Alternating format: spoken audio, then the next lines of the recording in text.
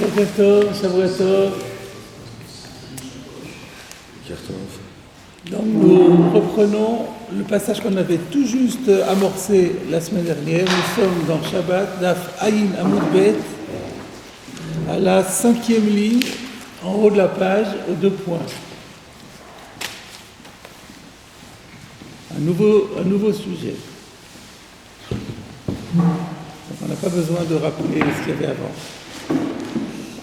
Ba'amine Rava Merav Nachman. Rava a posé la question à Rav Nachman. D'ailleurs c'est un petit peu remarquable parce que les maîtres de Rava, c'est Rabba et Rav Yosef. Et Rav Nachman est une génération au-dessus, et là apparemment Rava est allé voir directement le maître de ses maîtres pour lui poser la question suivante. He'elem ze veze beyado ma'u. S'il a oublié l'un et l'autre, qu'en est-il? Donc là, il faut quand même... là, on a vu déjà le commentaire de Rashi, donc je vais refaire un petit rappel. Dans la Mishnah, on a dit qu'il y avait 2 cas de shogeg. Il y a un cas où il est shogeg de Shabbat, il est mezid b'melachot, c'est-à-dire, il sait très bien que les travaux, de 39 travaux de Shabbat sont interdits, et il les commet quand même involontairement, parce que Shagak be Shabbat, il s'est trompé de jour. Il ne croyait pas que c'était Shabbat aujourd'hui. Donc, de manière tout à fait naturelle et sans mauvaise intention, il a commis ses fautes. Après, il s'en rend compte. Alors, il doit apporter combien de korbanot? C'est ça la question. Un seul. Parce qu'il y a une seule erreur à la base de toutes ces infractions, il n'y a qu'une erreur. A contrario, si il sait que c'est Shabbat, mais il a commis un certain nombre d'interdits shabbatiques, de travaux interdits, parce qu'il ignorait que ces travaux sont interdits. Là, le jour où il apprend sa faute et ses fautes, il apportera autant de sacrifices que de fautes. Donc dans le Jadon Shabbat, le Shigat Melachot, alors il apportera autant de Chataot que de Melachot qu'il a fait. Donc pourquoi? Parce que là, on va d'après le nombre des erreurs. Dans le premier cas, il y a une seule erreur qui est à la base de toutes ces infractions. Une erreur, un korban. Plusieurs erreurs, plusieurs korbanot. Ça, c'est écrit déjà dans la Mishnah. La question de Rava est, qu'en est-il si il est shogeg dans les deux? C'est-à-dire qu'il y a eu une double conjonction plutôt d'erreurs. D'un côté, il a oublié complètement qu'on était Shabbat aujourd'hui, mais en plus de ça, il a fait des melachot que même si ça avait été Shabbat, il aurait pu les faire quand même parce qu'il croyait qu'elles étaient permises. Et après, il apprend sa faute. Alors, comment on statue là? Ma'ou, quel est le din? Est-ce qu'on va d'après l'erreur de Shabbat? Alors, il n'y en a qu'une. Si on va d'après l'erreur des melachot, autant de korbanot que de melachot. Voilà la question. Pourquoi il dit zévezé? Pourquoi il ne précise pas plus? Pourquoi il ne dit pas Helem be Shabbat, Helem be Melachot? Rashi a expliqué qu'il se réfère à une braïta qu'on a vu précédemment, qui avait été amené à exprimer Shabbat et Melachot en expression zévezé. Alors il reprend la même expression du Tana, tout simplement. Donc voilà la question. Est-ce qu'on va d'après... Quand il y a 2 shogagot, il y a à la fois un shogeg sur le jour et un shogeg sur la melacha, on va d'après quoi? Si on va d'après Shabbat, il n'y en aura qu'un.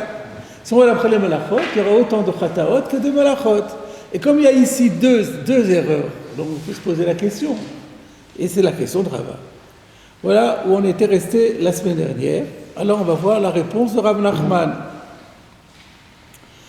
Amarle, Hare, He'elem Shabbat beyado ve'eno chayav ela achat. Puisqu'il y a, parmi eux, il y a l'oubli du Shabbat, puisqu'il y a l'oubli du Shabbat littéralement dans sa main, eh bien, de ce fait, il ne sera passible que d'un korban. C'est-à-dire qu'entre les deux, on majore le Shabbat, on dit du moment qu'il y a eu le Shabbat, le Shabbat c'est un. Peu importe que par ailleurs il y a eu encore d'autres oublis, l'oubli shabbatique c'est un. Est-ce qu'il y a un Rashi là-dessus? Non, il n'y a pas de Rashi là-dessus. Et alors on peut se poser la question, mais pourquoi quelle est la svara de Rav Nachman? Parce que la question était, oui, mais il y a deux oublis ici. Alors pourquoi tu dis on va l'après le Shabbat? Tu pourrais dire on va l'après les Melachot. Donc qu'est-ce qui sous-tend la réponse de Rav Nachman? Rashi n'a rien dit. Pardon? Non, Maou, c'était la question.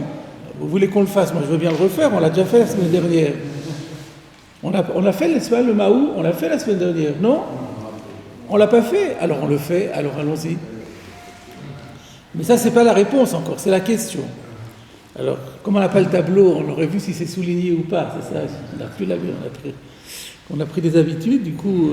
alors, moi, je vais bien voir le Rashi Maou, qui est long d'ailleurs.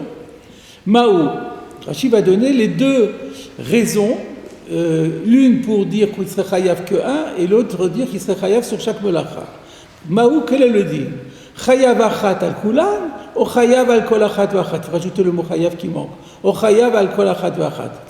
Le maou, qu'en est-il? Veut dire, est-ce qu'il va être passible d'un sacrifice pour l'ensemble, pour tous les travaux effectués, ou alors il va être passible d'un sacrifice pour chaque travail effectué.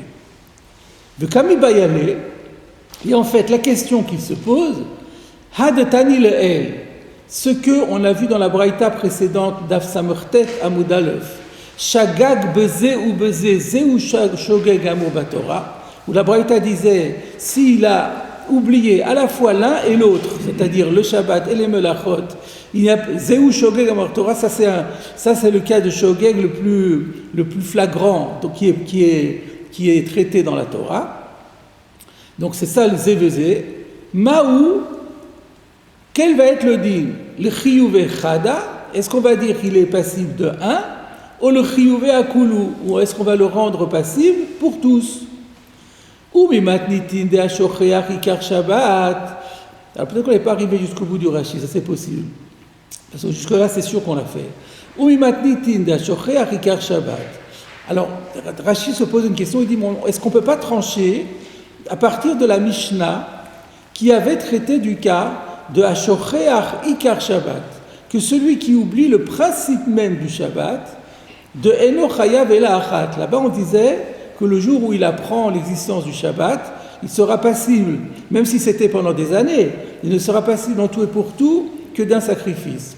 Lo shaminanle, de là-bas, on ne peut rien déduire. Pourquoi? D'ashocheach ikar Shabbat, chadash gagai, parce que quelqu'un qui oublie le principe même du Shabbat, là, il n'y a pas plusieurs erreurs, il n'y en a qu'une, il ne sait même pas que Shabbat existe. Si c'est pas que Shabbat existe, il ne peut pas savoir même, le concept de Melacha n'existe pas pour lui. Donc on ne peut pas dire qu'il a aussi oublié les Melachot, il n'y a pas d'erreur au niveau du Melachot, il y a une erreur basique, principielle, au niveau du Shabbat. Quand nous on se pose la question, c'est Beyodea Ikar Shabbat. Il connaît le principe du Shabbat, il sait qu'il y a un jour par semaine où on n'a pas le droit de travailler. Sauf que quoi? Aval melachot alalu eno yodea. Il y a certaines melachot, celles qu'il a faites ce jour-là, celles-là il ne les connaissait pas. Eno yodea chez Asurot.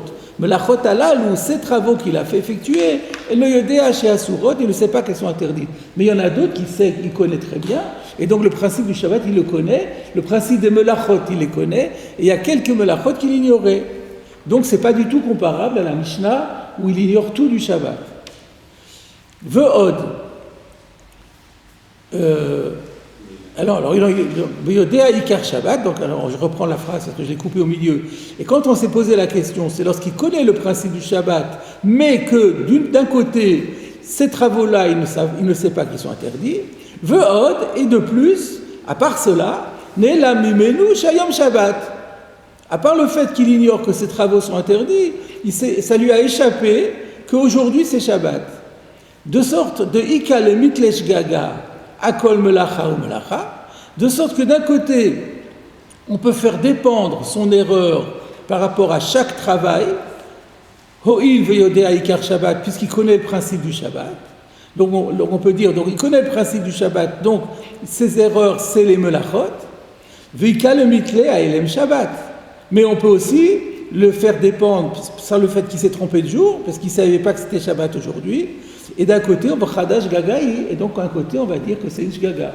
Donc on peut voir lui, dans le cas de la Mishnah, c'est pas du tout pareil, parce qu'il ignore même le concept de Melacha. Alors là, il y a une erreur, c'est clair. Mais là, il sait il sait qu'il y a un concept de Shabbat, il sait qu'il y a un concept de Melachot.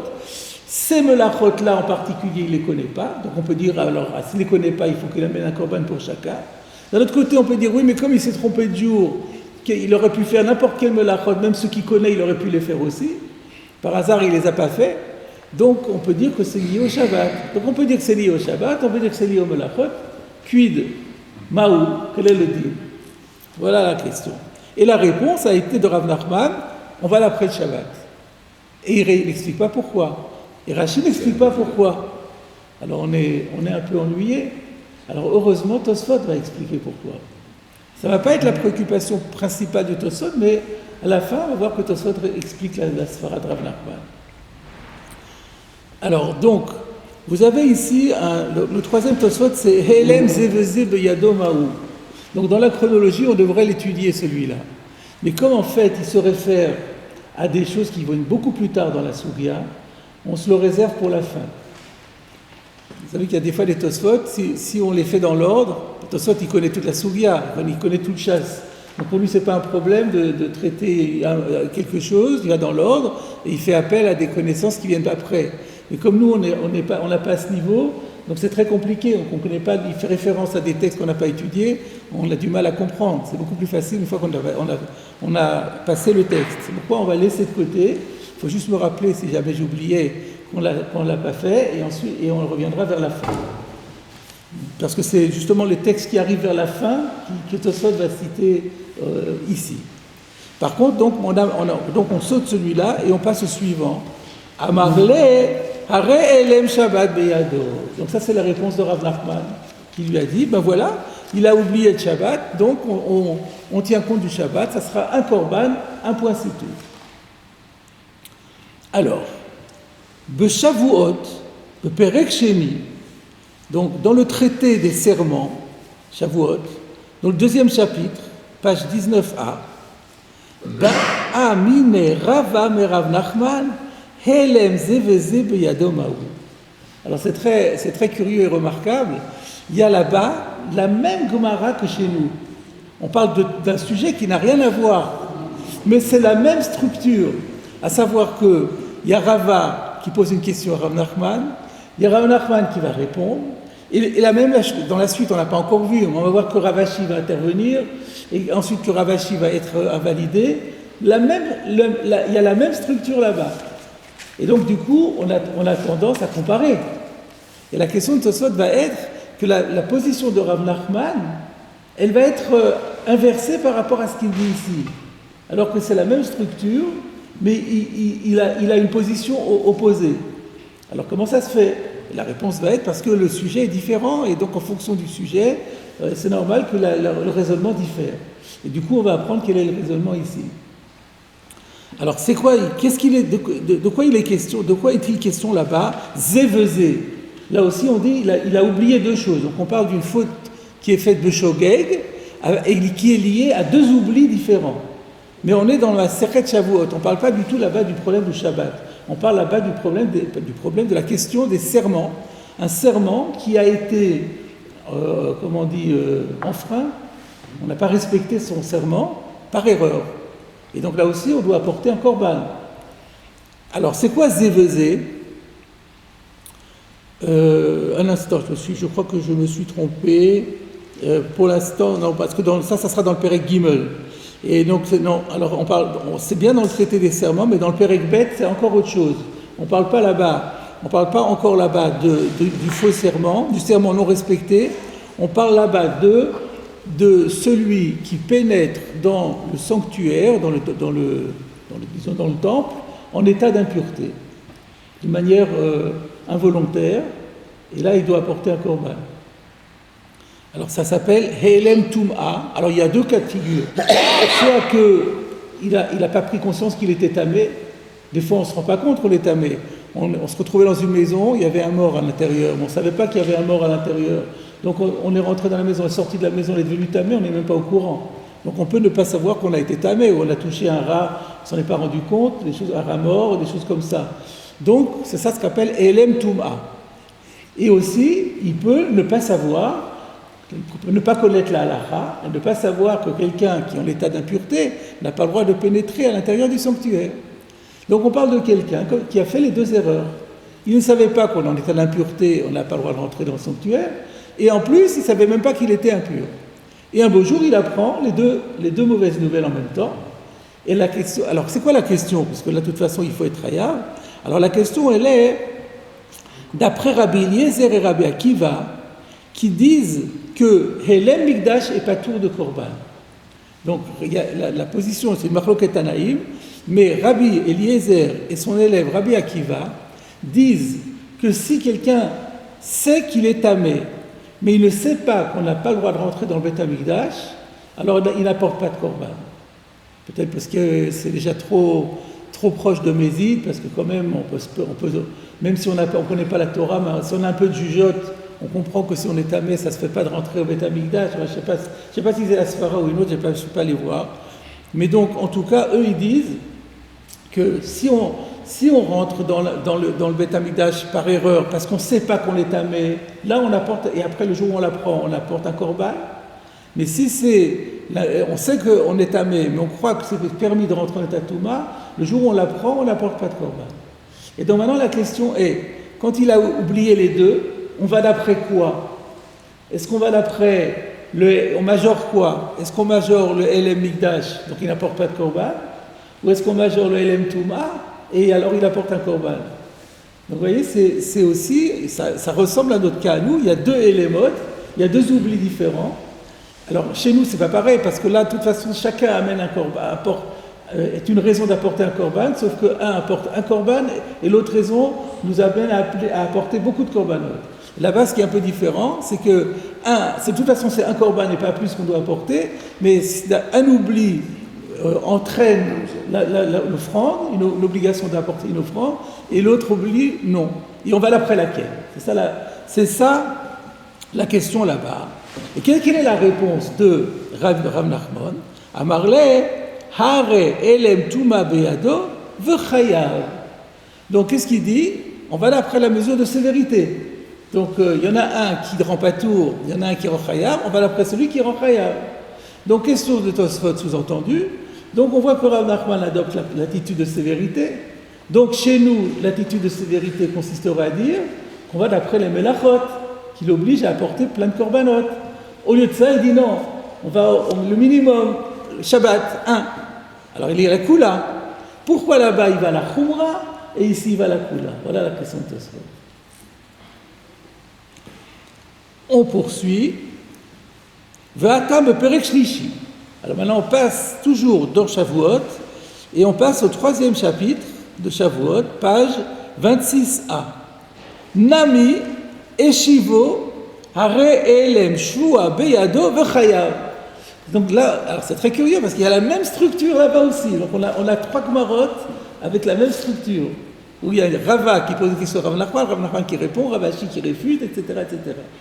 Et donc là-bas aussi, la réponse de Rav Nachman va être dans le sens de Chiyuv. Mais je vais vous dire quand même, c'est quoi là-bas la question? Là-bas la question c'est, donc qu'est-ce que Tosfot a dit? Il la ramène pas. Perek Gimel Nami, Tosfot ne dit pas de quoi. Il parle de Helem Shvua. Alors la question elle est la suivante. Helem Shvua, dans les mots ça donne ça. Helem Shvua, Helem Chefetz. Donc là, c'est vraiment... Chefetz, c'est l'objet. Il a oublié la shvoua, il a oublié le serment, et il a oublié l'objet du serment. C'est quoi le cas? C'est pas clair. Alors là, quand on voit là-bas la Gemara et le commentaire de Rashi, le cas est le suivant.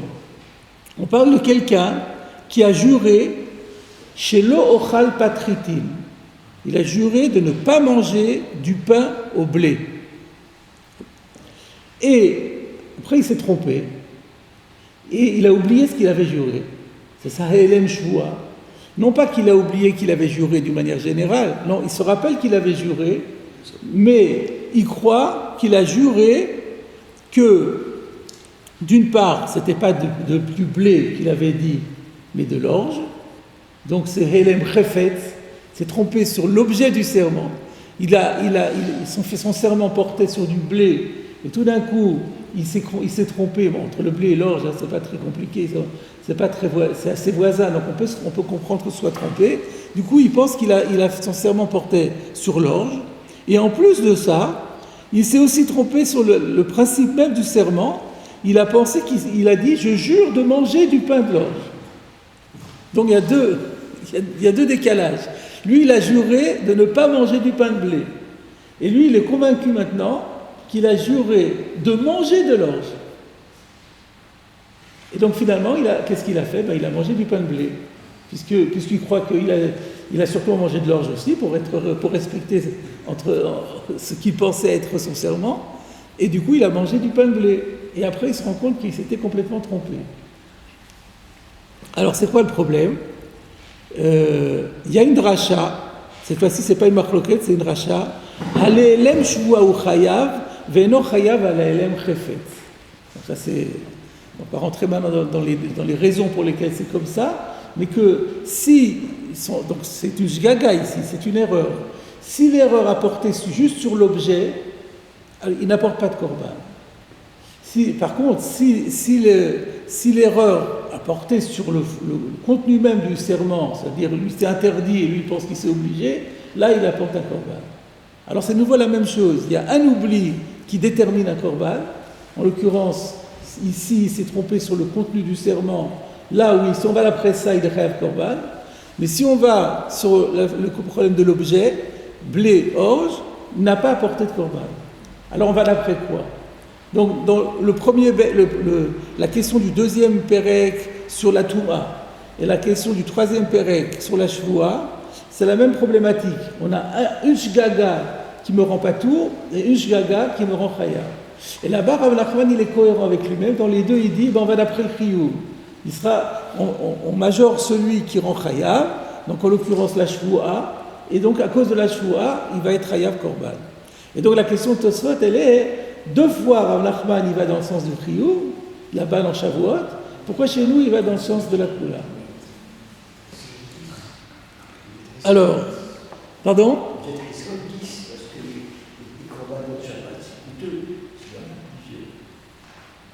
Ben oui. Ça veut dire quoi, Chesron Kis? Je ne comprends pas. Et un korban, c'est pas Chesron Kis?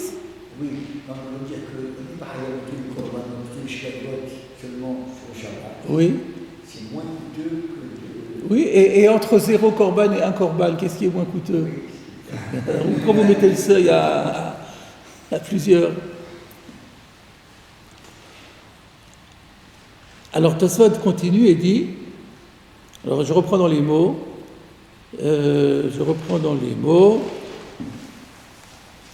donc Vata beperek shlishi nami et shivo. Donc là-bas dans le troisième chapitre également, Rav Nachman a répondu à Rava, Hare he'elem shevua beyado. On regarde, on considère que c'est l'oubli concernant le fond du serment, qu'il avait juré de ne pas manger et lui croit qu'il a juré de manger, veut chayav et du coup il va être chayav. Alors pourquoi, sous-entendu, là-bas on va à la khumra et ici la kula? Réponse, Hatam Shapir de Maderle, la Khumra. Alors là-bas, il n'y a pas de question, parce que c'est normal qu'on aille dans le sens de la sévérité.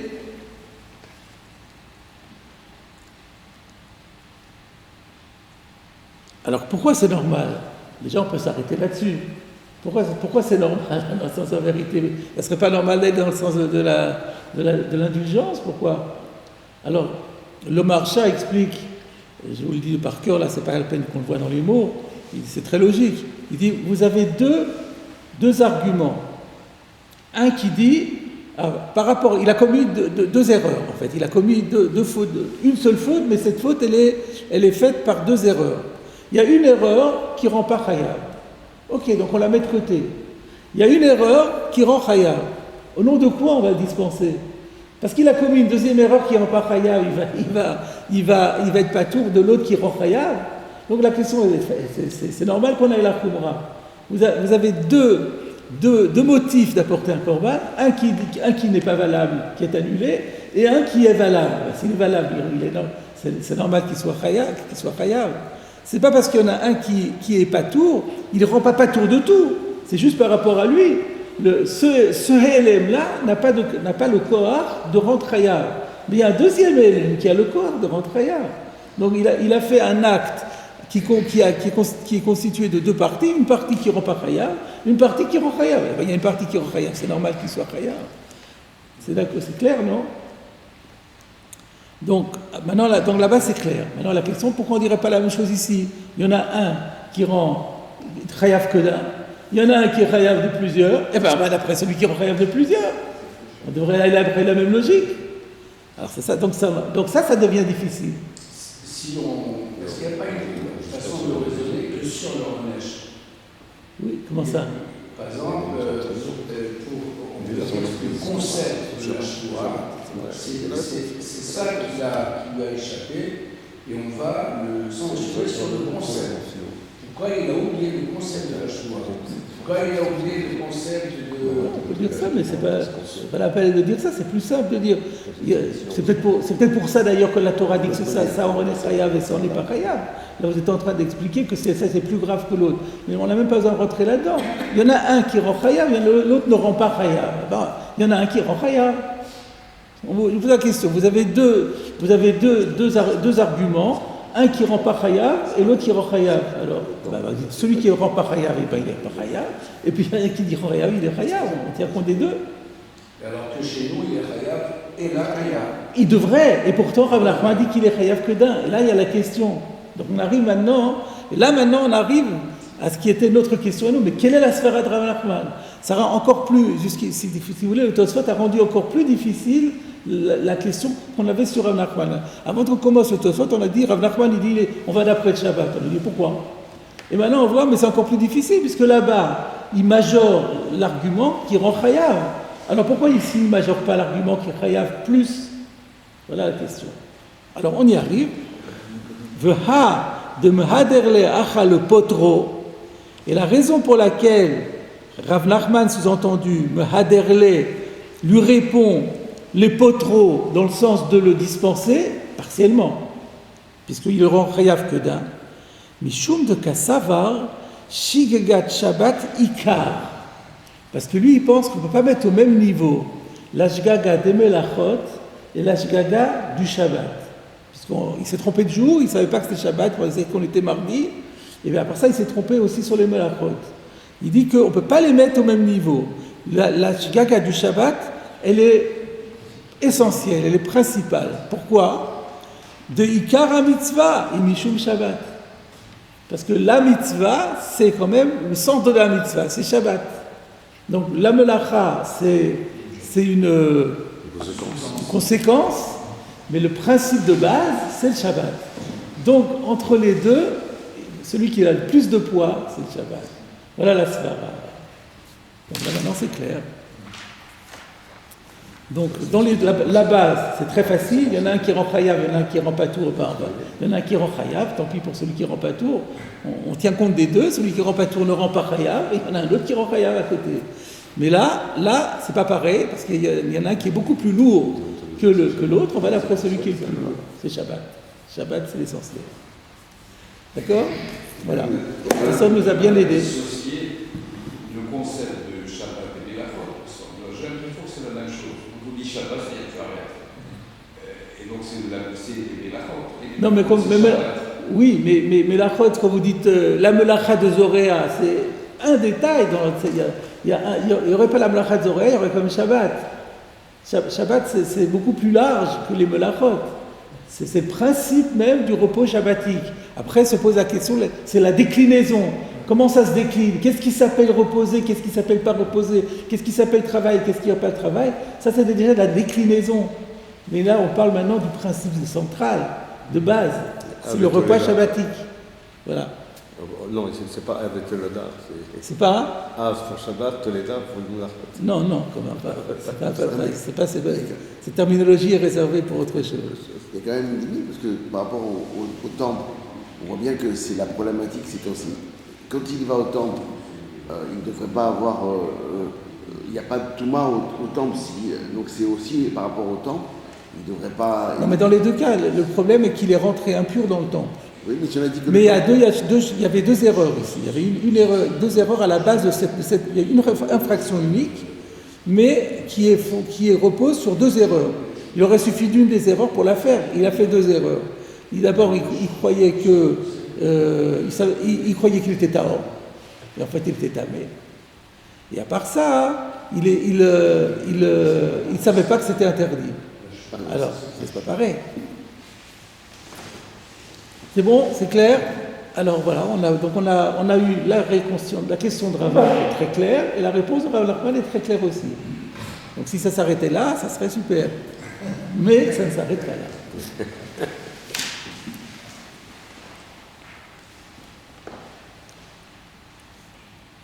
Amarava.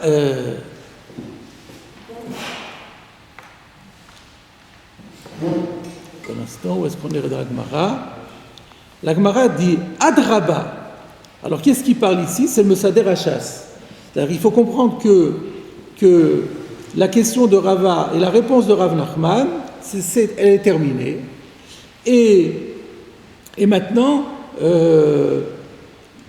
c'était quelque chose qu'on se transmettait de génération en génération dans les Baté Midrash. C'est comme ça que ça fonctionnait. Dans le Talmud, on consignait les échanges qui avaient eu lieu dans une génération donnée, et ensuite on les transmettait à la génération d'après. Donc dans tous les Baté Midrash, on disait, quand on arrivait sur cette souria, il y avait la question de Rava, et Rav Nachman a répondu comme ça. Et là, le Mesader Hachas, donc le rédacteur anonyme de la Gemara, pose une question sur Rav Nachman. Et il dit Adraba, mais au contraire, il attaque Rav Nachman. Il dit, mais au contraire, c'est pas logique. Arrête, Helem melachot beyado, v'chayav al kol achat v'achat. Donc, qu'est-ce que toi tu m'as répondu, Rav Nachman? Il y a le Shabbat dans sa main, il y a l'oubli du Shabbat, donc il n'est chayav que un. Mais au contraire, il y a aussi l'oubli des melachot. Donc, s'il y a l'oubli des melachot, il pourrait être chayav pour chacun. C'est-à-dire qu'il conteste l'idée de dire, comme le Shabbat est central, on va l'après le Shabbat. On ne considère que le Shabbat. Mais non, je suis d'accord, il y a le Shabbat qui est central et qui dit qu'on n'est chayav que un, mais il y a aussi les melachot. Et alors, puisqu'il y a les melachot, il faut tenir compte aussi des melachot. Et donc, du coup, c'est normal qu'on le rechayav plusieurs. Donc, la Gemara dit, c'est pas très convaincant comme argument. Le Shabbat est central. D'accord, c'est vrai que c'est central, on en tient compte, mais de ne pas tenir compte des melachot, c'est pas logique. D'ailleurs, on verra plus loin, le Ritva, il donne la svara. S'il avait fait, on peut présenter la question comme ça, s'il avait fait que les melachot, il savait que c'était Shabbat, il avait fait que les melachot, c'est-à-dire il a les melachot dont il ignorait qu'elles sont interdites, tout le monde est d'accord qu'il aurait, c'était Zadon Shabbat, Shigat melachot, il aurait été chayav autant de korbanot que de melachot. Maintenant, sous prétexte qu'il a aussi oublié le jour, alors il va être à tour. C'est la logique. Il a fait les melachot, il a fait des melachot dont il ne sait pas qu'elles sont interdites, il doit apporter un korban pour chacun. Il n'avait qu'à apprendre. Donc la Gemara conteste, et qu'est-ce qui intervient? Et là, Ravashi. Donc Ravashi, c'est le rédacteur de la Gemara. Donc on a sauté les générations. On n'est plus à l'époque de Rava, on est à l'époque de Ravashi et de son Talmid Raver qui va être Ravina, et qui ont été les deux rédacteurs de la Gemara. Et donc Ravashi a dit, donc ça veut dire qu'à l'époque de la rédaction de la Gemara, quand on a repris ce débat, les Amoraïm n'étaient pas d'accord. Ils ont dit, mais c'est pas logique ce qu'il dit. Et là, Ravashi, alors c'est quoi le din? Voilà la réponse que propose Ravashi. Et là, ça veut dire, on annule tout, et on recommence. Amar Ravashi dit, Chazinan. Alors là, la réponse, elle va être un peu corsée. C'est pas ou blanc ou noir. Ça dépend. Chazinan, ça veut dire quoi? Anachnu ro'im. Il faut regarder. On va regarder. Imishum Shabbat kaparish. Si c'est à cause du Shabbat qu'il s'arrête de faire le travail,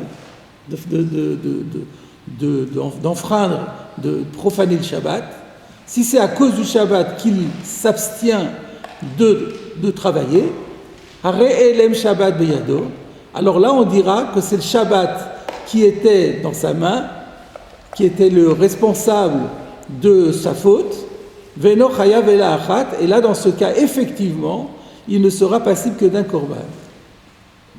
Ve'i Mishum Melacha Kaparish, mais si c'est du fait du travail qu'il s'arrête de travailler, alors,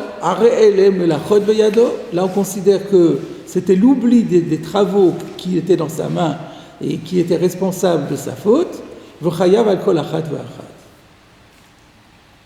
Alors là, c'est pas très clair. Qu'est-ce que ça veut dire? Comment on peut voir à cause de quoi il est porèche? D'ailleurs, qu'est-ce que ça veut dire? À cause de cela, il est porèche. Qu'est-ce que ça veut dire? Alors là, on a Rashi. Donc, imishum Shabbat kaparish, ça veut dire quoi? Si c'est à cause du Shabbat qu'il s'arrête. Ze sheperash mina avera. Cette personne-là qui s'est arrêtée de faire cette transgression, de ce péché, ou baleit kaper, et il se présente pour faire son expiation. Donc cette personne qui a finalement pris conscience de son péché, de sa transgression, c'est peut-être pas nécessairement le jour même, mais le baleit kaper, le jour où la personne vient, elle se présente, elle vient au Beddin, elle pose la question de Rava, voilà, je me suis rendu compte que j'ai fauté, je ne savais pas, c'était pas exprès, combien de korbanot je dois apporter? Donc celui-là qui a pris conscience de sa erreur, il faut voir qu'est-ce qui lui a fait prendre conscience de son péché. C'est ça que Rashi nous dit. Ze sheperash mina avera, ou baleit kaper, celui qui s'est donc finalement arrêté de sa faute, s'est éloigné de son péché et qui vient se faire pardonner, il faut voir, imishum Shabbat haïta. Est-ce que c'était à cause du Shabbat? Qu'est-ce que ça veut dire? She'amrulo Shabbat hayom. C'est-à-dire, on lui a dit, c'est l'information du Shabbat. Et si c'est suite à l'information qu'aujourd'hui c'est Shabbat, qu'on lui dit Shabbat hayom, mais attends, c'est Shabbat aujourd'hui, ou Perash, et il s'est arrêté de faire la Avera, Ishtakar de Mishum Elem Shabbat Hayaose. Alors il s'avère, Ishtakar, il se trouve que c'était à cause du Elem Shabbat qu'il avait fait cela. On continue pour mieux comprendre. Alors vous savez, Hey Gimel, vous savez ce que ça veut dire, Hey Gimel, une abréviation Hey Gimel? Achigar Sinan. Qu'est-ce que ça veut dire Achigar Sinan? Voilà comment il faut lire. Pourquoi Rashi nous dit voilà comment il faut lire? Qu'est-ce qu'il faut lire? Ve'i mishum melachot halalu kaparish. Pourquoi Rashi nous dit ça? Qu'est-ce qu'on aurait pu penser? Alors, si vous regardez, il faut d'abord regarder notre texte à nous. Qu'est-ce qu'on a nous? Imishum melacha kaparish. Et lui, il a Imishum melachot halalu kaparish. Alors, est-ce que c'est parce que melacha au singulier, melachot au pluriel, ou melachot halalu avec un démonstratif, et chez nous il n'y a pas, mais ça ne change rien. Mishum melacha, mishum melachot, c'est pareil. Donc, quand vous avez Achigar Sinan, très souvent, on donne la version de Rashi, c'est exactement la version qu'on a dans la Gemara. Ici, c'est à peu près la même aussi. Alors, on se pose la question, mais c'est quoi? Pourquoi Rashi nous dit Achigar Sinan? C'est quoi la réponse? Il existait une autre version, et celle-là, Rashi vient la récuser. Mais nous, notre problème, c'est qu'on aimerait bien savoir quelle était cette autre version, mais on ne sait plus. Pourquoi? Parce que les éditeurs, ou ceux qui ont fait les manuscrits, ont commis une erreur. Ils ont un tel respect de Rashi, que si Rashi dit, voilà comment il faut lire, ah ben alors ils corrigent leur texte. Mais du coup, nous, on a perdu l'information. On aurait bien aimé qu'on nous donne l'ancien texte, et on voit, alors du coup, on comprend pourquoi Rashi nous dit, voilà comment il faut lire, et du coup, on comprend qu'il y a deux versions, et on peut travailler et comprendre pourquoi Rashi n'a pas voulu de l'autre version, il a voulu celle-là. Mais là, maintenant, comme on n'a pas l'autre version, on peut pas savoir. Sauf que peut-être, dans l'étude des Rishonim, on peut peut-être découvrir qu'il existait une autre version. Et là, du coup, ça éclairera le Rashi. Donc ça, c'est une règle générale de méthodologie que je voulais rappeler. Donc, voilà comment il faut lire. Et nous, c'est à peu près la même lecture que celle qu'on a. Donc, c'est-à-dire qu'il y en avait une autre qu'il faudra découvrir par la suite. Alors, imishum melachot halalu kaparish, Si c'est par contre du fait de ses travaux qu'il s'est abstenu de fauter, ça veut dire quoi? Chez Amroulo, on lui a dit Melacha Izou, mais tu sais ce que tu fais là, c'est Melacha qui interdit le Shabbat. Ou Perash, et de ce fait, il a immédiatement arrêté. Hare Ele Melacha Beyado. Et bien dans ce cas-là, ça prouve qu'on considère que c'est la Melacha qui était déterminante. Vezil Batar Melachot, et donc tu dois aller d'après les Melachot. Donc ça veut dire quoi en clair? En clair, ça veut dire qu'il faut se demander quelle est l'information qui a déclenché la prise de conscience de la personne. Donc si on lui dit, tu sais, c'est Shabbat, et de lui-même il dit, après il me dit ça, c'est Shabbat, il a dû voir que j'ai fait telle chose, et donc ça c'est interdit aussi. Et donc du coup c'est l'information du Shabbat lui a permis de comprendre l'information des Melachot. Alors comme c'est le Shabbat qui a déclenché la prise de conscience de la faute, on va d'après le Shabbat. Par contre, si ça ne s'est pas passé comme ça, on ne lui a pas dit c'est Shabbat aujourd'hui, on lui a dit mais tu sais ça c'est interdit le Shabbat. Lui il croit que c'est mardi aujourd'hui. On lui dit tu sais ça c'est interdit le Shabbat. Et lui il s'est dit pourquoi il me dit ça aujourd'hui? Pourquoi il me dit ça? C'est vrai que je ne savais pas que c'était interdit le Shabbat, mais pourquoi il me dit ça? C'est peut-être qu'on est Shabbat aujourd'hui. Alors qu'est-ce qui lui a déclenché la prise de conscience? C'était les Melachot. Donc il y a des cas où l'information, ça a été le Shabbat qui a déclenché la prise de conscience, et des fois c'est l'information des Melachot qui a déclenché, et donc du coup on va d'après ce qui a déclenché. Voilà ce que dit Ravashi. Donc à la question de Rava qui est, alors on apporte un ou plusieurs, la réponse est ça dépend. Ça dépend comment ça s'est passé. Tout dépend quelle information l'a permis de comprendre sa double erreur. Parce qu'il a commis deux erreurs. Pour qu'il prenne conscience qu'il a fauté, il faut qu'il prenne conscience des deux erreurs. Parce que tant qu'il n'a pas pris conscience de la deuxième, il n'a toujours pas fauté dans sa tête. Donc, mais on comprend qu'on parle d'un cas où une information a suffi à lui faire prendre conscience des deux fautes. Alors on regarde celle qui a déclenché. Voilà ce que dit Ravashi. Et si l'informateur a exprimé et Shabbat et de la faute, dans ce cas-là, on est mal. Là, on n'a pas de réponse.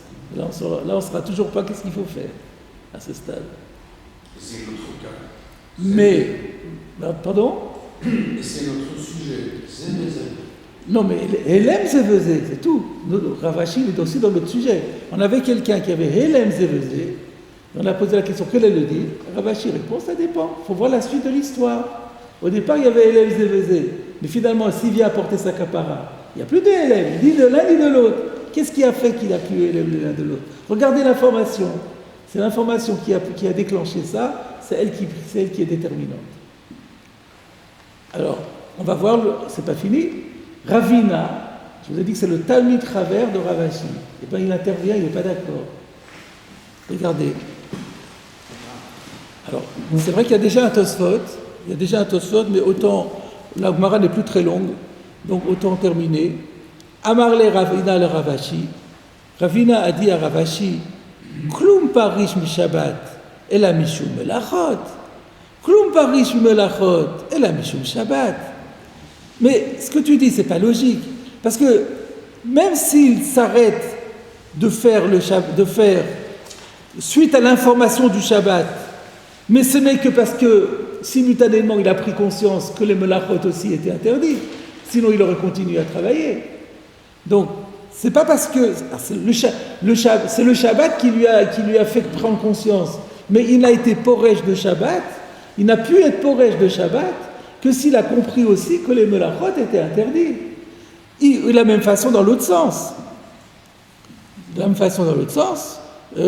Klum, parish, mi melachot, et la mishum Shabbat. Et même si tu me dis, c'est l'information des melachot qui l'a fait arrêter, mais c'est uniquement parce que simultanément il a pris conscience qu'aujourd'hui c'était Shabbat, parce que sinon il aurait continué. Donc, peu importe ce qui a déclenché, mais le fait est que pour qu'il s'arrête, il faut qu'il y ait prise de conscience des deux. Donc on a toujours prise de conscience des deux, qu'importe le facteur déclenchant. L'essentiel, c'est qu'il y a toujours, il y a eu faute des deux et prise de conscience des deux. Donc pourquoi tu majores l'un plutôt que l'autre? C'est pas logique. Et la Gemara reconnaît. Et la Gemara dit, c'est vrai. Et là, l'oshna. Et là, on annule tout. L'oshna, on ne fait pas de différence. On ne fait pas de différence entre l'information qui a été donnée. Donc on annule ce que dit Ravashi. Oui, mais alors, quel est le din alors? Et alors, qu'est-ce qu'on fait alors? On n'en dit pas. Et elle a l'air de dire, ça y est, c'est résolu. Mais comment c'est résolu? Puisque Rav Nachman a été invalidé, Ravashi a été invalidé, donc nous, on revient à la question. Non, la Gemara dit, l'oshna. Il n'y a pas de différence, et sous-entendu, tu as compris quelle est la solution. Alors, ça fait encore partie d'une difficulté de la Sugya. Donc on va regarder dans Rashi. Alors Rashi d'abord va expliquer la question de Ravina, de manière très convaincante, et très logique. Klum parish mishabat, et là mishum melachot. Mais il a pu s'arrêter de travailler suite à l'information du Shabbat que à cause de la prise de conscience des melachot. C'est ce que dit Rashi. Que chez Amroulo Shabbat Ayom, quand on lui a dit, tu sais, aujourd'hui c'est Shabbat, Evin chez Amelachot Alalou Asurot, c'est qu'il a compris simultanément que les melachot qu'il faisait, ces melachot-là, sont interdits. De Ilo Asurot, parce qu'il se dit, si elles n'étaient pas interdites, la maouz qui coule au mar Shabbat Ayom. Parce que le gars, il n'est pas bête. Il lui dit, mais pourquoi? On lui dit, tu sais, c'est Shabbat aujourd'hui. Mais pourquoi il me dit ça? Donc le gars, il comprend. Ah, il me dit ça parce qu'il a vu que j'étais en train de faire ça. Et donc, du coup, il me dit que ça veut dire que cet acte que je faisais, que je croyais permis le Shabbat, il est interdit le Shabbat. Et donc, du coup, de ce qu'il m'a dit, je déduis deux choses. Un, que c'est Shabbat, et deux, que ces melachot sont interdites. Et donc, finalement, il ne peut s'arrêter des deux, il ne peut s'arrêter de toutes ces infractions que s'il a pris conscience des deux avérotes. Donc, Rachid a simplement expliqué le mécanisme qui a pu se faire. Il n'a pas pu être poresh juste pour l'information de Shabbat. S'il croit toujours que ces melachot sont permises, même si nous on dit que c'est Shabbat, il continue à les faire puisqu'il pense que le Shabbat c'est permis de faire ça. Mais en fait, non, il s'est arrêté. Comment il s'est arrêté? Alors Rachid aussi nous a expliqué, mais comment de l'un il a pu passer à l'autre? Parce qu'il se dit, mais pourquoi il me dit ça? S'il me dit ça, c'est parce que ces melachot que j'ai faites, elles sont interdites. Et sous-entendu, inversement, la même chose. Pourquoi il me dit que ces melachot sont interdites de Shabbat? On n'est pas Shabbat aujourd'hui. Ah, s'il me dit ça, c'est qu'on est Shabbat. Donc l'information unique, elle en contient deux automatiquement. C'est ça l'objection de Ravina. Donc ça, c'est clair. Ça, l'objection de Ravina, elle est hyper convaincante. C'est Ravashi qu'on a du mal à comprendre. Ravashi dit, on regarde qu'est-ce qui a déclenché. Mais Ravina lui dit, mais peu importe ce qui a déclenché, le fait est que ce qui a déclenché son arrêt de travailler, c'est la prise de conscience des deux. S'il n'y a pas la prise de conscience des deux, il continue à travailler. Donc il y a une prise de conscience simultanée des deux. Alors pourquoi tu majores l'un plutôt que l'autre? On revient à la question initiale. Et la loshna. Alors ça veut dire quoi la loshna, Rashi? Et la loshna, eno chayav el achat. Il sera chayav que d'un. Et d'où il sort ça? D'où il sort ça, Rashi, eno chayav el achat? Donc d'après Rashi, ça y est, on a résolu le problème. Eno chayav el achat. Alors il y a deux explications ici. Je commence par celle du Maharsha et après il y a celle du Ritva. En réalité, le Ritva est plus fort.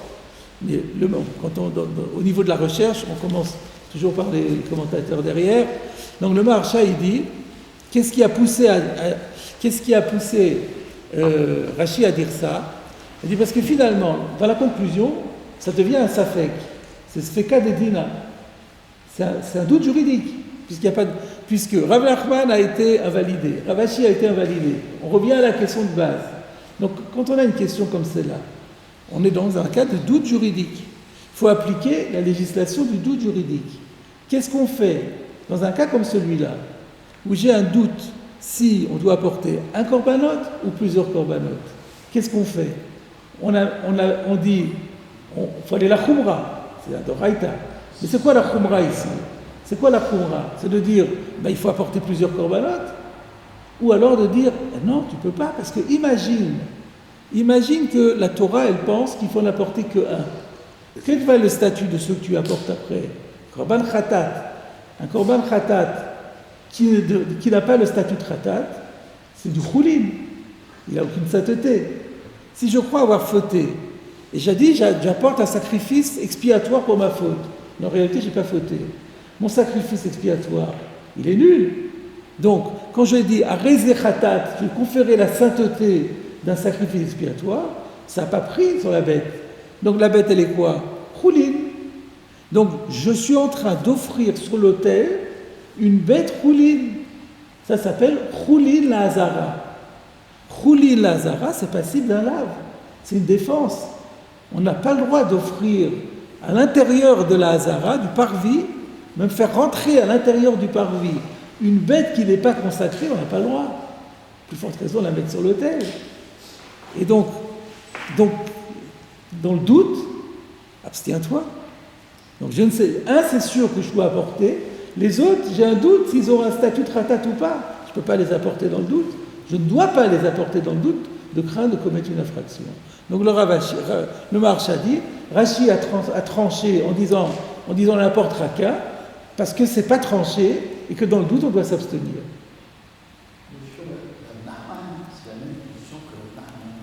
Alors pas tout à fait, parce que Rav Nachman, c'était en toute certitude, c'était l'application d'un raisonnement, et donc pour lui en toute certitude, on doit apporter qu'un, il n'y a aucun doute. Pour Rashi, selon le Maharsha, eh bien c'est l'application de la règle du doute. Ça c'est ce que dit le Maharsha. Mais je préfère de loin ce que dit le Ritva. Alors, qu'est-ce qu'il dit le Ritva? Que puisque Rav Ashi était venu s'opposer à Rav Nachman, et que finalement l'argument de Rav Ashi a été repoussé, donc qu'est-ce qu'on fait? Eh bien, on se rabat sur Rav Nachman. Et donc, puisque Ella balaye tout, on en revient à la première réponse. Rav Nachman avait donné une réponse. Rav Nachman, c'est pas n'importe qui. On avait trouvé sa svara. Rav Nachman nous avait expliqué le Shabbat, c'est central, c'est ça qui prime. Rav Ashi n'était pas d'accord avec ça, mais Rav Ashi, de toute façon, il a été réfuté. On revient à Rav Nachman. On considère que c'est comme si on avait une marloquette Rav Ashi, Rav Nachman. Comme Rav Ashi, c'est sûr qu'on ne peut pas le retenir, et bien on fait comme Rav Nachman. Donc voilà, on a deux, et là c'est plus misafek, c'est le Torah de Vadaï.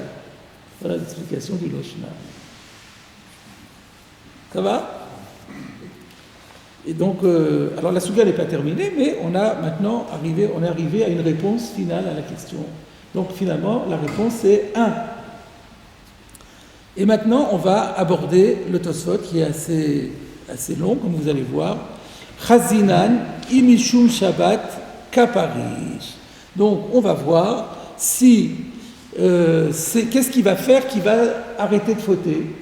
Est-ce que c'est à cause de l'information du Shabbat ou est-ce que c'est à cause de l'information des Melachot? C'était comme ça que Rav Ashi avait dit, n'est-ce pas? Et Ravina lui avait dit, mais de toute façon, il faut qu'il y ait prise de conscience des deux, donc ça ne tient pas la route. Regardons ça c'était le pshat de Rashi. On va voir si Tosfot est d'accord avec Rashi ou pas. Chazinan, imishum Shabbat kaparish vechule. Perash bekuntras, donc Tosfot rapporte l'explication de Rashi. Ça veut dire quoi, imishum Shabbat kaparish? Shamrulo Shabbat ayom ou Perash. Ça veut dire, qu'est-ce que ça veut dire? C'est à cause du Shabbat qu'il s'est abstenu de continuer à fauter. C'est-à-dire, on lui a dit c'est Shabbat aujourd'hui, et immédiatement, il a stoppé. Veut cacher, mais c'est difficile. De schéma, qui avoue Amrele Nami Melacha Hi Hayaporesh, peut-être que si on ne lui avait pas dit que c'est Shabbat, peut-être si on lui avait dit, tu sais, cette Melacha est interdite, il aurait aussi arrêté de fauter. Afilu lo yazkiru Shabbat, même si on ne mentionnait pas que c'était Shabbat. Donc c'est quoi la question de Tosfot? Rav Rashi il a dit, on regarde qu'est-ce qui a fait qu'il s'est arrêté. Alors on dit, si c'est Shabbat, on lui a dit que c'est Shabbat, il s'est arrêté. Ah donc c'est Shabbat? Pas sûr. Il s'avère que la personne qui lui a dit c'est Shabbat. Et donc le Shabbat il s'est arrêté. L'information du Shabbat l'a arrêté. Mais si on lui avait dit ces melachot sont interdites, ce serait peut-être aussi arrêté. Donc, comment tu sais ça, par hasard, ça s'est passé comme ça. Mais comment tu peux dire que c'est l'information du Shabbat et non pas l'information des melachot qui est responsable de son arrêt? Peut-être que si on lui avait dit les melachot, il aurait réagi de la même façon. Dans les deux cas, il aurait compris qu'en fait l'information vaut pour les deux. Donc donc c'est un pur hasard. Donc la halakha, elle va être en fonction du hasard. Si lui a dit ça, par hasard il lui a dit ça, alors on va dire que c'est ça. Mais qui te dit? Si encore c'était, si tu pouvais dire, l'information du Shabbat, elle a déterminé l'arrêt. L'information des melachot n'a pas déterminé l'arrêt. Alors là, tu as raison. Là, c'est la preuve que c'est le Shabbat qui l'emporte. Mais là, on ne sait pas. Ça s'est passé comme ça. Peut-être que si c'était passé autrement, il y aurait eu le même résultat. Donc tu ne peux pas dire que le Shabbat a plus de poids que les melachot. L'idée ici est de dire que le Shabbat a plus de poids que les melachot. Pourquoi il a plus de poids? Parce que c'est lui qui a entraîné l'arrêt.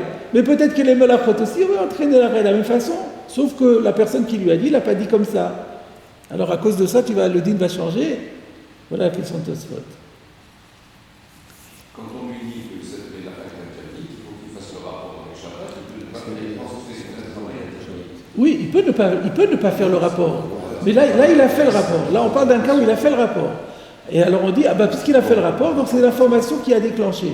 Oui, le Tosfot dit, oui, peut-être que si on lui avait dit l'inverse, il aurait aussi fait le rapport, il aurait aussi le même résultat.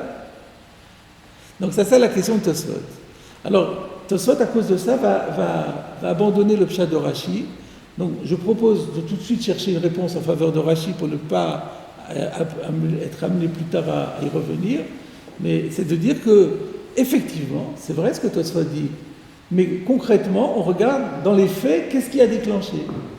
Alors c'est vrai, peut-être que si ça avait été les melachot qu'on lui avait donné, il y aurait eu le même résultat, mais ça n'a pas été fait. Donc nous on regarde dans la réalité des faits, qu'est-ce qui a déclenché? Du moment que c'est ça qui a déclenché, on va d'après ça. Et Tosfot dit, c'est pas logique, parce que finalement, ça prouve pas que c'est plus important, puisque ça aurait pu se passer autrement.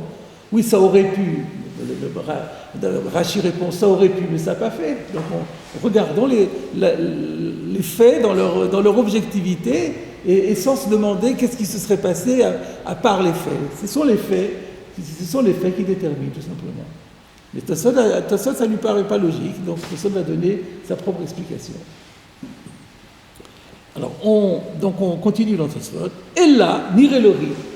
Donc, et là, ça veut dire, donc, je ne suis pas d'accord avec Rashi, et on va donner l'explication qui niré, qui semble la juste, le riz à Rabbeinu Yitzhak de Dampierre, qui est, je le rappelle, l'arrière-petit-fils de Rashi.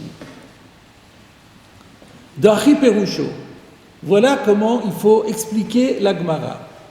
Imishum Shabbat Kaparish. Ça veut dire quoi? Ça veut dire si c'est à cause du Shabbat qu'il s'arrête de fauter. Sheomer Be'atzmo. C'est-à-dire c'est lui qui dit de Iave Modele à Shabbat Levad à Yaporesh. Lui il dit, quand on lui pose la question, sous-entendu, et lui il dit, vous savez, si on m'avait dit, donc là ça répond même à votre question, disons qu'on lui a dit les deux. Vous avez dit qu'est-ce qui se passe si on lui a dit les deux? Ça n'a pas été tranché d'après Ravashi. Tosfot dit non, on parle même du cas où il lui a dit les deux. Mais ensuite on l'interroge et on lui pose la question. Et lui il dit, vous savez, Imishum Shabbat Kapari, Shamar Be'atzmo, il dit lui-même, de I avait modélé à Shabbat Leval, si on lui avait seulement fait connaître que l'information, tu sais c'est Shabbat aujourd'hui, Aya Poresh, il a dit, on m'aurait dit ça, je ne suis pas bête, j'aurais compris que les melachot sont interdits. Ve'i avait modélé à melachot, la vaporeuse. Par contre, il dit, moi j'avoue que si on m'avait dit, j'étais tellement sûr aujourd'hui que c'était vendredi, il m'aurait dit ces melachot sont interdits, ben j'aurais pas tilté. Aujourd'hui, il me dit ça sans doute pour demain, mais ça, je vous dis que non. Oui, je me connais quand même. Donc, il m'aurait dit que c'est Shabbat, alors là, j'aurais compris qu'il veut me dire que ces melachot sont interdits. Mais il me dit que ces melachot sont interdits, bon, j'aurais pas pensé, j'aurais pas compris qu'on est Shabbat aujourd'hui.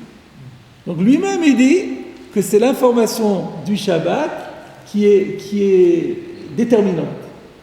Et donc ça répond à la question de Tosfot. Tosfot avait dit, mais peut-être que si ça était passé en sens contraire, eh ben ça aurait été le même résultat. Non, non, il le dit lui-même. Il lui dit que si on lui avait dit que le Shabbat seul, sous-entendu là, on lui a dit les deux. Mais si on lui avait dit que le Shabbat seul, il aurait compris, et il aurait aussi compris que les melachot sont interdits. Il y avait modélé à melachot, mais si on lui avait donné que l'information sur les melachot, lo haya poresh. Là, il dit, il aurait continué à fauter, parce qu'il pensait que c'était pas Shabbat. Imken, Elem Shabbat Ikar. Alors ça, c'est la preuve que le Elem du Shabbat, c'est ça qui est le plus important. Chez Hu Haya Shachu Achioter. Parce que ça prouve que cet oubli du Shabbat, il était plus fort que l'autre. Comme j'ai expliqué, il était tellement convaincu qu'on était vendredi aujourd'hui, il ne pouvait pas imaginer une seconde qu'aujourd'hui c'était Shabbat. Donc c'était Shachu Achioter, l'oubli était plus fort. Donc puisque l'oubli est plus fort, le khatat il est lié à l'oubli, plus l'oubli est fort, plus il est déterminant du korban. Donc c'est lui qui va déterminer, donc il y aura un seul korban. A contrario, attends, on termine la phrase du riz. C'est l'inverse, c'est la même chose. Ve'imishum melachot Paris, ça veut dire quoi? Quand la Gemara dit, c'est Ravashi qui dit, et si c'est à cause des melachot qu'il s'arrête de travailler, ça veut dire quoi? Encore une fois, de Shaili Lanle, on lui pose la question, qu'est-ce que tu aurais fait si Ve'amar, il dit, de I avait modélé à melachot, là ve'tzari le doué à Shabbat. S'il dit, si on m'avait dit que ces melachot sont interdits, c'était pas la peine de me le dire pour Shabbat, tout de suite ça m'aurait remis en tête qu'on est Shabbat aujourd'hui. Il avait modélé à Shabbat, mais si on m'avait dit que c'était Shabbat, avec Tsari l'odou à melachot, j'aurais pas pour autant encore compris que ces melachot sont interdits. Arrête, les melachot ikar. Donc on voit que l'oubli principal, c'était sur les melachot, v'chayav al kol achad v'achad. Aval que chez shneim shkuchim, b'shaveh, misé lo pachat kloum. Alors du coup, il y a un cas qui reste encore non tranché. C'est s'il dit, on m'aurait dit là, j'aurais jamais su l'autre, il fallait me dire les deux. Alors donc c'est un oubli des deux. Alors là, la lacha n'a pas été tranchée. Velo baravashi et la lifshot mitzat abeaya. Donc même d'après Tosfot aussi, Ravashi ne tranche qu'une partie du problème. Dans certains cas, on pourra résoudre le problème, s'il me dit ça. Mais s'il dit, non, moi c'est les deux pareils, dans ce cas-là, dans ce cas-là, la question reste entière.